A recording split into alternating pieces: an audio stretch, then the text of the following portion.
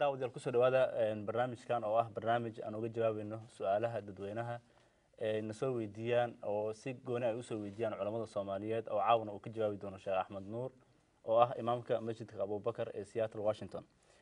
su'aalaha ayaa waxa ay dadka inta badan naga soo weydiiyaan meelo kala duwan oo adduunka ah sida wadamo badan qaaradaha Afrika, Yurub, Ingiriiska, meelo badan ay dad kala joogaan. waxaana inta badan aad naga soo emailka ay ku soo diri karaan uu yahay alyaqin@alyaqin.com oo aad shaashada qaybta hoosena ka arki kartaan.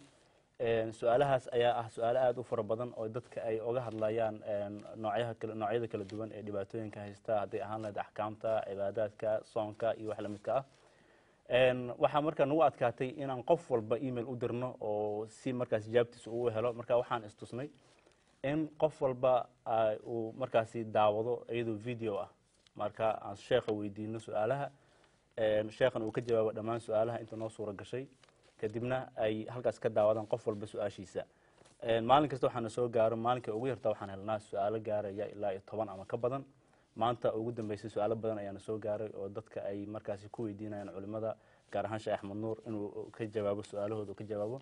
waxaan ka cudur daaranaynaa in badan oo in kamid ah waxa aad nagu soo celiseen oo tiraahdeen su'aalahanagi maxaa looga soo jawaabi waayay. sida idin sheegay waxaa nagu adag in aan markasta email usoo dirno qof walba isla markiiba sababtoo ah sheekhi oo busy ah ama mashquul ah. waxaan isku dayi doonaa insha Allah tacaala in maalin kasta oo talaado ah aan sheekha ka duubno barnaamijka su'aalihiina aan usoo bandhigno kadibna aan soo gelino ayadoo live aan qofku u fiirsan karo. haddii kale tan aad ka daawan kartaan website-yada sida abubakarislamiccenter.com iyo alyaqin.com iyo waliba somtv.org. hadda waxaa ila jooga Sheekh Axmed Nuur macallin oo ah imaamka masjidka weyn ee Abu Bakar Seattle Washington. sheekha ayaa caaw waxa uu ka jawaabi doonaa su'aalo intaynu karno ama aan awoodno insha Allah. waxaan rabaa marka hore inaan kusoo dhaweeyo programka Sheekh Axmed Nuur macallin oo dhankayga midig fadhiya. sheekh kusoo dhaweeyo barnaamijka qeybaha su'aalaha. waan dhawahay jazakumullah khayr barakallahu fiik. sheekh sidaad ogtahay waxaa jira su'aalo ay dadkana soo weydiiyaan hadday ahaan lahayd jaamacadda masjidka Abu Bakar Seattle Washington, hadday ahaan lahaayeen dadweynaha ku kala nool qaaradaha adduunka. qof walbana wuxuu soo sheegaa emailka lagala xiriiri karo, telefoonka lagala xiriiri karo iyo dhibaatada haysta ayuu soo qoraa. waxaan isku daynaa insha Allah tacaala intayna awoodno in aan ka jawaabno su'aalahaas. su-aasha ugu horeysa ee nasiibka u yeelatay inaan ka jawaabno ama aan ku weydiiyo waxay tahay sheekh gabar la yiraahdo magaceeda Amuun ama Hamuun Cabdikariin oo ku nool magaalada Muqdisho ayaa waxay leedahay waxaan maalin dhageystay muxaadaro uu Sheekh Maxamed Cabdi Umul uu uga hadlayay qisadii Andalus. sheekha wuxuu soo qaatay ayay tiri xadiis nabiga sallallahu alayhi wasallam oo kula kulmi jiray gaalada. waxay tiri marka dad ayaa xadiiskaasi ka bixiyay khaladaad ama fikrado khaldan ka bixiyay. waxaan rabaa inaan ogaado sheekha muxuu ula jeeday arinkaas. ayse kulli aniga muxaadaraas ma dhageysan laakiin insha Allah tacaala waxay leedahay macnaha tafsiil dheer kamuusan bixin ayay tiri sheekha. anigana waan ku wareeray xadiiskaas. waxaan rabaa siyaabaha nabiga sallallahu alayhi wasallam oo ula kulmi jiray gaalada ma qorshe gaalada ay leedahay ayuu fulin jiray nabigeena sallallahu alayhi wasallam. muxaadarooyinka sheekha waan dhageystaa, tafsiirkiisana aad ayaan u dhageystaa. ilaah dartiis ayaan u jeclahay Sheekh Maxamed Cabdi Umul. waxaan jeclahay in xadiiskaas sheekha uu sheegay la faahfaahay ay leedahay. wa bismillah inna alhamdulillahi nahmaduhu wa nasta'inuhu wa nastaghfiruh wa na'udhu billahi min shururi anfusina wa min sayyiati a'malina innahu man yahdihillahu fala mudilla lahu ومن يضلل فلا هادي له وأشهد أن لا إله إلا الله وحده لا شريك له وأشهد أن محمدا عبده ورسوله أما بعد. أحبتي في الإسلام السلام عليكم ورحمة الله وبركاته. سلامة الإسلام ككدب وحن أمهد علينا يا الله سبحانه وتعالى والنصر الجليي إن نعاو هل كان صوبق استوديها صومالي تي في والنصر الجليي إن أمدا باهدة وجوابنا. waxaa kaloo aan u mahad celinaynaa insha allahu tacaala walaalaha halkan ka shaqeeya oo joogo hawshan iyaguna noo suurageliya insha allahu tacaala. su-aasha gabadha haddii aan u gudbo horta marka koobaad tawjiihaad baan runtii ka bixin lahaa oo dadka su-aalaha soo diraya waxay joogaan meelo badan oo kala duwan. waxaad ujeedaan su-aasha ugu horeysa Muqdisho ayaa laga soo diray. marka tawjiihaadku waxa weeye in dadku culimada la joogta ay wax weydiiyaan oo magaalo walba culimaa joogta in culimadaa wax la waraysto oo iyaga la weydiiyo sidaasaa wanaagsan. culimada iyo dadkooduna ay isku xirmaan, dadkana dad ka fog aynan culimo keligood u noqonin. marka taasi waa midda koobaad oo qof walba aan oran lahaa magaalada aad joogto iyo culimada aad ku kalsoon tahay ee joogtay cilmiga iyo salaax iyo wanaagga lagu yaqaano wax weydii. intaas kadib su-aasha gabadhu ay maaragtay ay weydiisay oo ku saabsan sheekh maxamed cabdi umal xafidahullah muxaadarada andalus, ani qudhaydu ma ayna ii suuroobin inaan dhegaysto, laakiin waan ogahay inuu sheekhu mawduuca aada uga hadlay, dhowr xalaqo ama dhowr muxaadaro uu ka dhigay. wuxuu ka sheekeeyey baa su-aasha ku jirta gaalada inuu la kulmi jiray, ma qorsho gaaladu leeyihiin ayuu rasuulku fulin jiray. waxaan filay inaynan sidaas sax ahayn, qof walbana uu garan karo in uusan rasuulku qorsho gaaladu leeyihiin uusan fulinaynin. qaabkaas cidda tiri ama qaabkaa u fahamtayna inuu fahamkaasi faham aad iyo aad baciid u yahay. waxaa meesha ka muuqda in rasuulku sala allahu calayhi waaalih wasalam gaalada wuu la kulmi jiray, wuu qaabili jiray, wufuud baa u iman jirtay, wakti buu gelin jiray, masaajidka ayay imaan jireen. xitaa way dhacday in masaajidka maaragtay ay yimaadaan oy seexdaan iyagoo weli gaala ay soo galaan. marka sida iiga muuqanaysa su-aashaas wallahu aclam waxa weeye in dad badani maanta culimada ay ku xagxaganayaan ama ay ku sheegayaan culimadii gaalay la kulmeen, gaalaa maaragtay lala istaagay, gaal baa maaragtay wax saas oo kalea ayaad moodaa inuu qaabka meesha ka muuqdo uu yahay. sidaa haddii loo wado in gaalka lala kulmo oo wada hadalku dhex maro oo ummadda maslaxadeeda lagala hadlo oo isaga islaamka loo bandhigo oo waxa fiican loo sheegayo wax reeban ma, waana wixii rasuulku sala allahu calay wasalam wufuudda tirada badan ee u imaanaysa uu wakhtiga u gelinayey oo qaar ka midana ilaahay ku canaantay. ood garanaysaan cabasa watawalla canaanta 17 aayadood taqriiban ama 10 aayadood oo canaan oo rasuulka sala allahu calay wasalam ku dhacday waxay uga timid inuu la hadlayay dad uu respecti garaynayay, uu ixtiraamay, uu lahaa armay diinta soo galaan ama dhibkoodaba ka daystaan. marka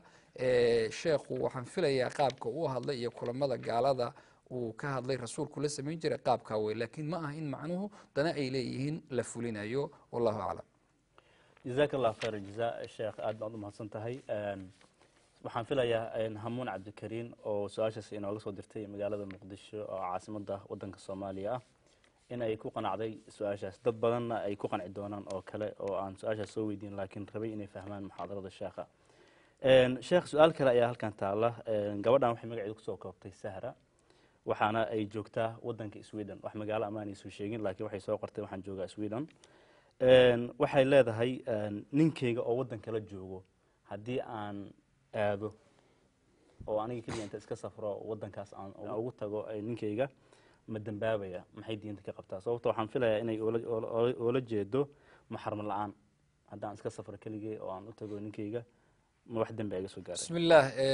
gabadhu maxram la-aan si ahaan guud ma safri karto ama ma socon karto. rasuulkuna sala allahu calayhi waaalih wasalam axaadiis badan oo mawduuca ku soo aroortay buu uga hadlay.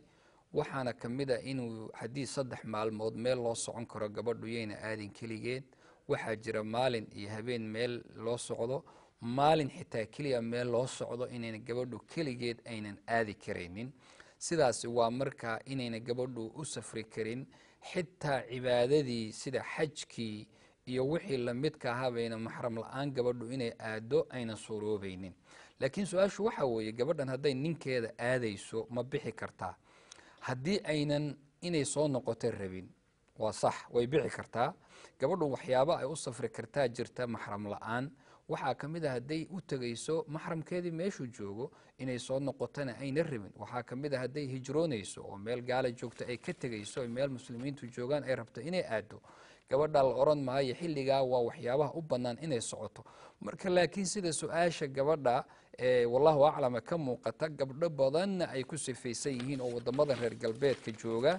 raggii way maqan yihiin, gabadhii halkaanay joogtaa, way shaqaynaysaa, waxay rabtaa intay baxdo inay ninkeeda u tagto, dhowr bilood la soo joogto, soo noqoto, haddana baxdo, sidaas ay ku waxayso. arrintaas walaalayaal sax ma aha.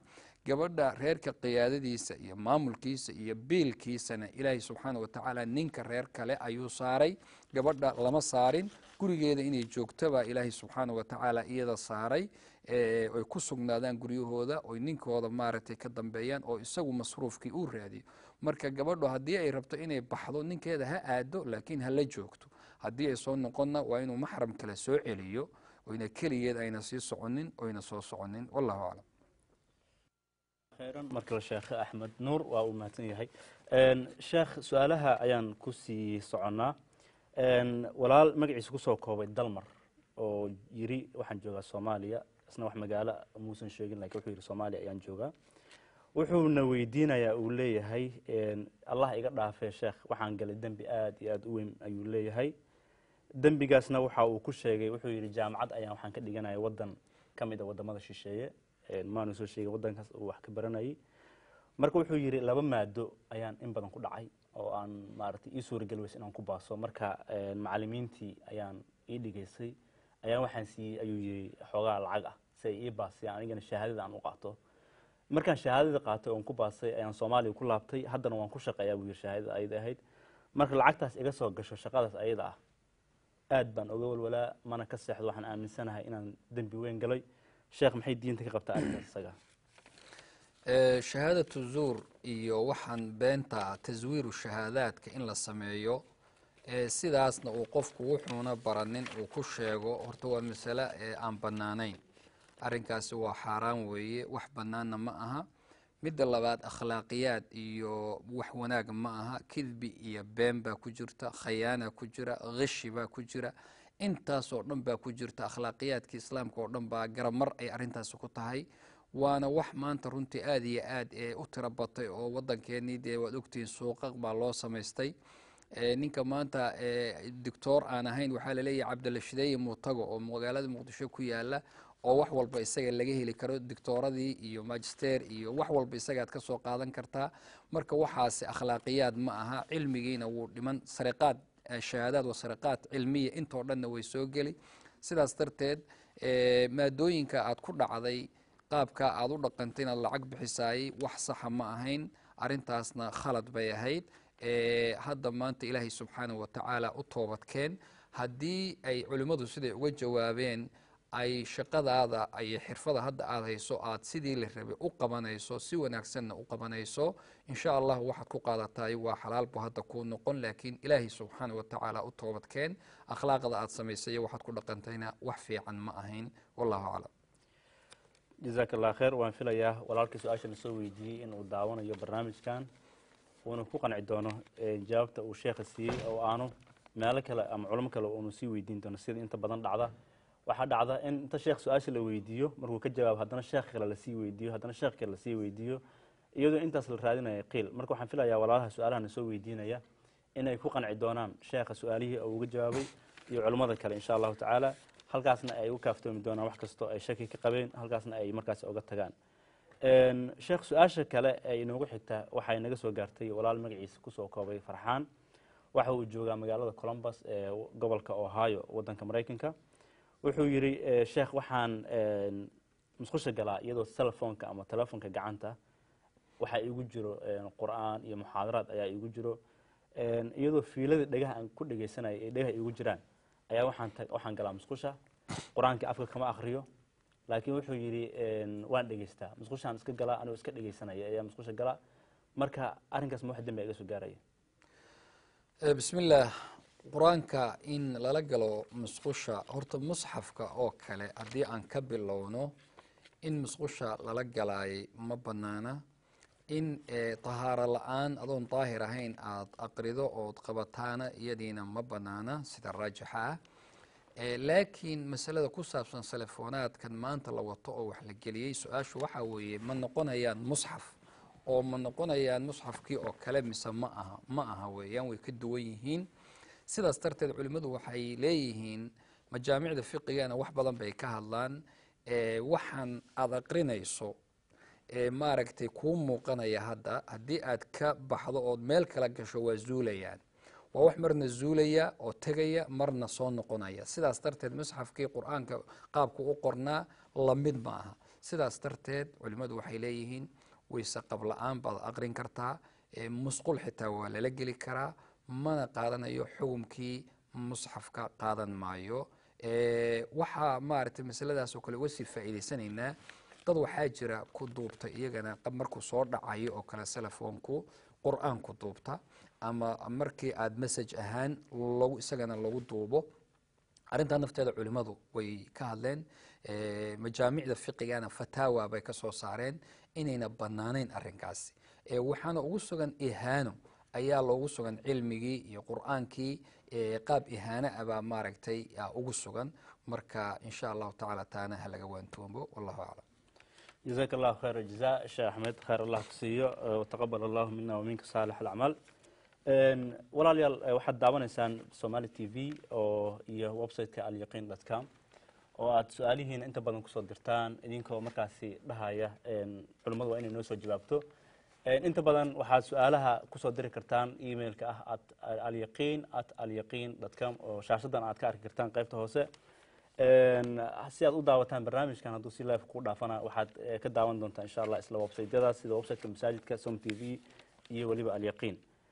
su-aasha inoogu xigta ayaa waxay tahay sheekh, waxaa naga soo gaartay gabar magaceeda la yiraahdo Fadxiya Faarax oo joogto wadanka Ethiopia. waxa ay leedahay gabadha meherkeeda ma saamixi kartaa?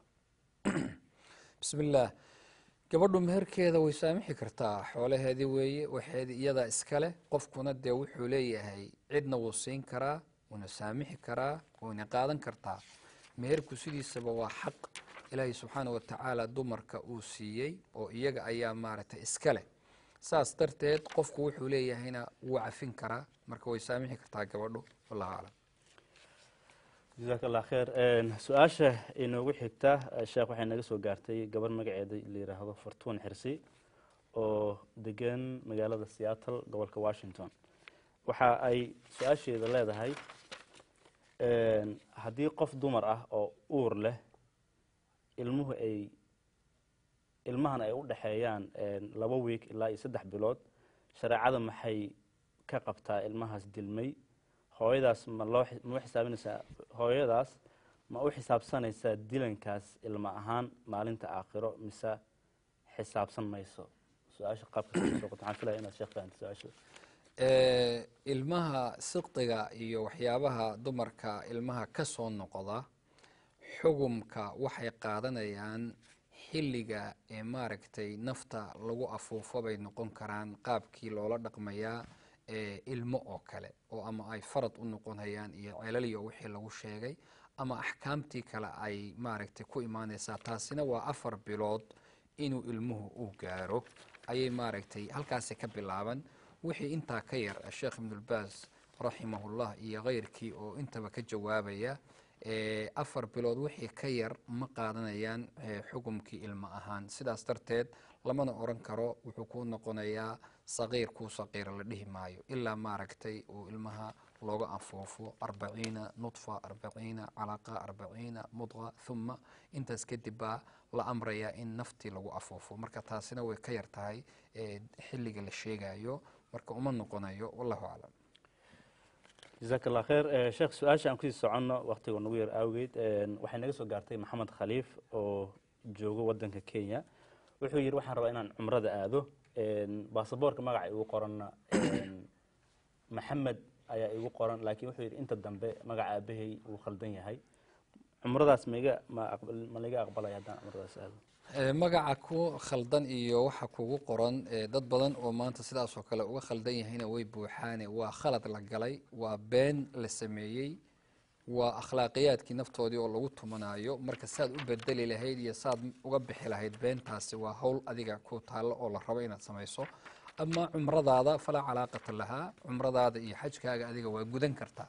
marka magacaadan wadanin haddii uu meesha kugu qoran yahay waa cumraysan kartaa, waad xajin kartaa, laakiin weli beenta maaragtay aabba kale dee meesha kugu qorani taasi waa arin iyadu been ah oo rasuulku sallallahu alayhi wasallam uu ka hadlay inayna banaanayn in aabba aan aabbaha ahayn uu qofku ku abtirsado ama uu sheegto. wallahu aclam. جزاك الله خير. su-aasha xigta waxay naga soo gaartay Axmed Cabdullaahi Cabdi. waxa uu joogaa South Africa. wuxuu leeyahay salaan kadib culimada waan salaamay, salaanta islaamka ayaan ku salaamay. wuxuu yidhi lacag dulsaar ah ama ribo ah qof xiran ma lagu soo dayn karaa? ribadu ikhwaani horta waa waxyaabaha aadka u dhib badan weeyaan, waa waxa aadka iyo aadka dembigiisa u badan yahay. waxay ku jirtaa laba shay oo allah subxaanahu wa tacaala uu ku tilmaamay xarbi iyo dagaal inuu ku qaadayo qofka ku dhaqma. waxaa ka mida ribada ruuxii ku dhaqma, iyo waxaa ka mida qof weli ilaahay ruuxii la colaytama oo maaragtay dhiba. labadaaba ilaahay subxaanahu wa tacaala baa dagaal ku qaaday. sidaas darteed ribada in laga fogaado waa wax lagama maarmaana. ama qof meel ku jira ma lagu soo dayn karaa? waa lagu soo dayn karaa, waad ku soo furan kartaa qofka muslimkaa sharaf buu leeyahay. wax kasta oo maaragtay lagu soo fakinayo oo dhibaato looga badbaadinayana, hadday dhibaata meeshii timaado daruura imaanaysa. waa walidaalika bay ruuxii baktigu xitaa markaas inuu cuno ayay ugu banaanaanaysaa. marka waad ku soo daynaysaa, laakiin su-aasha daba taallaa waxay tahay ajir ma ka helaysaa markaad intaad siiso aad ku soo dayso? wax kasta oo maal xaaraama inaad ka takhalusto ood isdhaafiso ayaa adiga lagaa rabaa. meelaha lagu bixiyana waxaa ka mid a danaha caamka waxaa ka mid a masaakiintii, waxaa ka mid a dhismihii isbitaaladii iyo dugsiyadii iyo waxyaabaha lamidka ah inaad adiga zuuliso ood isdhaafiso wey. laakiin su-aashu waxaa weye ajir ma ka helaysaa? maya, ajirka ma helaysid. wallahu aclam. jazaak allah khayr. su-aasha xigta sheekh waxay naga soo gaartay gabar yiraahdo Israa Caseer oo ina joogto wadanka Sweden. Israa waxay na soo weydiisay oo ay leedahay kalarka ay dumarka ay marsadaan timaha ama cidiyaha diinta maxay ka qabtaa? kalarka dumarku ay marsadaan ama cidiyaha iyo timaha labaan u kala qaadaynaa. haddii aan timaha aan iraahno, timaha kalar aan madow ahayn waa la marin karaa. wixii aan madoobeyn waa la marin karaa. kalarnada kale oo dhan hadduu cad yahay, hadduu guduudan yahay, hadduu nooc kale yahay waa suuragal. arrintaasna haddaan fiirino xadiiskii rasuulka sala allahu alay wasalam, abi quxaafa oo ah abubakar aabihii, markii uu u yimid isagoo oo timihiisu iyo madaxiisuna uu aada u caddaa, rasuulku wuxuu yidhi bedela hayiruu hada shayb wajanibuuhu sawaad. xadiiskii muslim waxaa weye bedela shaybkan iyo ciradan cad ha la bedelo, laakiin ka fogeeya midabka madowha laga fogeeya. culimada qaar waxay yidhaahdeen haddii tadliis iyo khayaani iyo wax la qarinayo bay meesha unbay mamnuuc tahay, laakiin hadduusan qofku waxba been ku sheegaynin oona dadna ku khayaamaynin ma banaana. laakiin sida ku fiican xadiiska in loo daayo daahirkiisuna yahay wax kasta oo madow ah inaana rag iyo dumartoona ayna marsanin weeyaan. masalada labaadoo gacmaha in iyagana cidiyaha la marsado. cidiyaha waxaa la marinaya labaan iyagana u kala qaadaynaa. hadduu yahay wax jurmi leh ama awood leho intii ciddada la saaro dhowaan biyaha aadkaa weysaysan ayna ciddadii gaari karaynin, taasna waxaa weysadaadii ma ansaxayso, because weysada waxay rabtaa inay jirkaaga ay gaadho. hadduu marka shay dul saaran yahay oo maaragtay shaygaasi shay dul saaran oo lagana qaadi kara yahay, weysadii suuragal ma aha inaad ku dul weysaysato. hadduu yahay shay midab uun ah oo hadduu rabaa maha madoobaadee laakiin aan waxba celinayno jurmina aan lahayna, wax dhibaato ah ma yeelanayso. marka waxay noqonaysaa inuu qofku weysadiisii iyo cibaadadiisii uu u dadaalo. tawsiyada aan raacin lahaa waxa weeyaan gabadhu inay waktigeeda ka faa'iidaysato, cibaadadeedii inay u dadaasho, ihtimaamkana ay taa saarto ayaa maaragtay aad iyo aad u muhiimsan. wallahu aclam. jazaak allahu khayran. sheekh waxaan ku jirnaa gabagabada qaybta koowaad ee barnaamijkeena. aan uga jawaabeynay su-aalaha dhegeystayaasha ama daawadayaasha ayna soo weydiin jireen ku taxan websiteka alyaqiin.com iyo websiteka masaajidka abubakar islamic center.org. sheekh su-aashan aan rabo inaan kusoo gabagabeeyo qaybta koowaad waxay naga soo gaartay gabar magaceeda la yidhaahdo Istaahil Nuur oo wadanka Finland naga soo weydiisay. waxay leedahay sheekh marka hore allah idin xifdiyo, culimada aad baan u jeclahay, ilaahay culimada noo xifdiyo ayay leedahay. waxay leedahay su-aal ah hooyaday iyo aabahay ayaa waxay ila jecel yihiin inaan guursado oo nin ayay ugu dareen maartay inaan guursado iga codsadeen, anna waan ka diiday, marka arrintaas ma ku dambaabaya ayay leedahay. su-aashaas ayaan jeclahay inaan kusoo gabagabeyno qaybta hore ee barnaamijka. gabadha waalidkeeda inay ka dambayso oy maaragtay aad bay u fiican tahay. midda kale weliga waxa loogu sameeyey oo weli la-aan gabadha ayna suuragal ahayn in la guuriyo, waxaa weeye weligu wuxuu ogyahay gabadha waxa u fiican iyo waxa ku xun ayuu ogyahay. marka gabadha inkasta oon dee la qasbi karaynin jooska iyo ikhtiyaarkana iyada ay leedahay, haddana talada aabbaheed iyo hooyadeed inay la tashato oy maaragtay waxay isku raacsan yihiin ay ku socotaay aad buu u wanaagsan yahay. haddii ay diiddo waxaa suuragala inay markaa xumaan ay ku dhacdo oo maaragtay hadduuba soo doonayba wiilka la sheegaya maalan hadduu horta soo doonay hadduu idaa dalaba minkum man tarduuna diinahu wakhuluqahu fazawijuuh wailaa takun fitnatu fi lardi wafasaadun carid aw kabiir. hadduu qof maaragtay akhlaaqdiisa iyo diintiisa aad raalli ku tihiin idinku soo doona gabadha waxaa la yidhaha hala siiyo. haddii la siin waayana dhibaato kale ayaa dhici doonta. dhibaatadana way tiro badan tahay. waxaa laga yaabaa haddii laisu diido inay maanta zine iyo xumaan kale ay meesha ay timaado. waxaa suuragala gabadhii inay maaragtay dhibaato kale meesha inay kasii dhacdo. marka dhibku waa badan yahay. sidaas darteed gabadhaas waxaan kula talin lahaa aabbaha iyo hooyada suuragal ma aha inay wax xun ay isku raacaan ama ay rabaan inay adiga meel xun ay ku geeyaan. marka inaad la tashato oo wax laga tashaday aad ku dhaqaaqdaan ayaan oran lahaa. guud ahaanna waalidka iyo ilmaha inay tashi u ka dhexeeyo tashaawur oy shiraan oy dadku wada hadlaan oo wax lagu heshiiyey lagu socdo oon qofna la qasbin ayaan maarata kula talin lahaa. wallahu aclam. jazaaka allahu khayran sheekh axmed, khayr allah ku siiyo. aad baad u mahadsan tahay waqtigaada qaaliga. daawadayaal waad mahadsantihiin barnaamijka sidaad ula socoteen wanaagsan. waxaad kusoo diri kartaan su-aalihiina sida caadada ahayd oo aan markasta inkaga helno website-ka alyaqin.com, gaar ahaan emailka alyaqin@alyaqin.com. halkaasoo su-aalaha kusoo dirtaan. waxaan insha allah isku dayi doonaa in aan barnaamijkan oo kale markasta sheekh aan weydiino si su-aalihiina uga jawaabo. barnaamij intaan lamid intaan ku kulmayno waxaan idinkaga tegi doonaa. asalaamu calaykum waraxmat ullaahi wabarakaatu.